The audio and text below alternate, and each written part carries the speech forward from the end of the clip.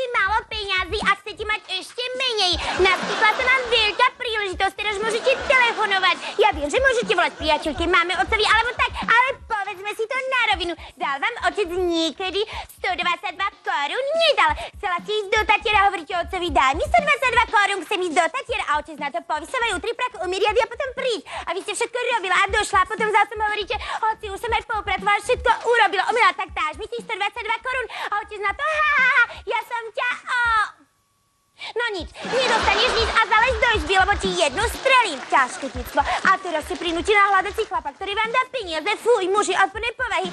Ale my v našej súťaži vám dáme 122 korún. Treba len zavolať na toto interaktívne číslo, odpovedať na jednoduchú interaktívnu vedomostnú otázku a peniaze sú len vaše. Tak čo, máme nikoho na linke?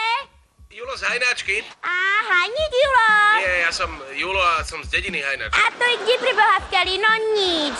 Na juhu Slovenska. Aha, takže samozrejme, ja vám teraz ukážem 2 interaktívne obrázky, fotografie a vy zistíte rozdiel. Poprosím režia, zase ma to lízlo, no nič. Takže, aký je rozdiel medzi týmito 2 interaktívnymi obrázkami? Ideš?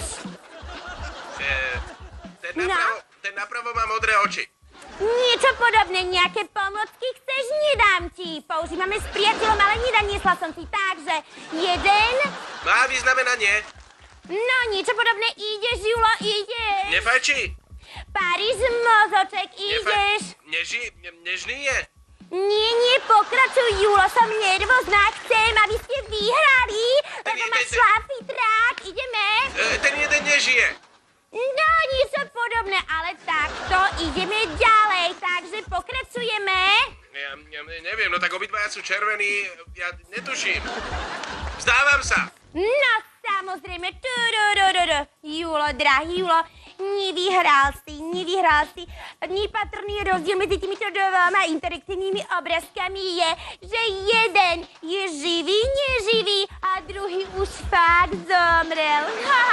Takže tých 122 korún ide na môj účet. Teším sa, konečne pôjdem do Tatier.